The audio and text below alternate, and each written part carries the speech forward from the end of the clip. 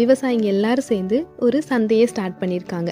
அந்த சந்தையில் மீந்து போன காய்கறிகள், மற்ற வேஸ்ட் எல்லாத்தையுமே ஒரு பக்கமாக கொட்டி வைக்கிறாங்க. இன்னொரு பக்கம் இந்த மீனோட வேஸ்ட், அந்த நான்வெஜ் வேஸ்ட்லாம் ஒரு பக்கம் போட்டு வைக்கிறாங்க. இது சாப்பிட்றதுக்கு நிறைய விலங்குகள்லாம் வந்து போகுது. ஆடு, மாடு, நாய்ங்க, அந்த மாதிரி.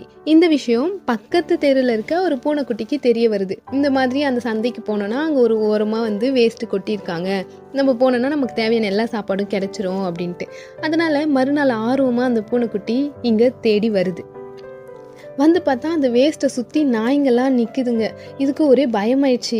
நம்ம இதை சாப்பிடலான்னு வந்தோம், அந்த வேஸ்ட்டை நம்மளை இந்த நாய்ங்க சாப்பிட்ரும் போல இருக்குது, வெயிட் பண்ணுவோம் அப்படின்னு வெயிட் பண்ணி பார்த்துட்டே இருக்குது. அப்புறம் கொஞ்சம் கொஞ்சமாக அந்த நாய்ங்கள்லாம் கலைஞ்சி போகுது. அப்புறம் உடனே போய் பூனைக்குட்டி அதுக்கு தேவையானது கொஞ்சம் கொஞ்சமாக சாப்பிட்டுட்டு ஓடி வந்துடுது. நாய்ங்க வர சத்தத்தை கேட்டதும் டெய்லி நினைக்கிது நம்ம வரோம், ஆனால் பாதி வயிறு கூட நமக்கு நிரம்ப மாட்டேங்குது, அதுக்குள்ளே ஏதாவது நாய்ங்க வந்துடுதே, பயந்து பயந்து சாப்பிட்றோம்.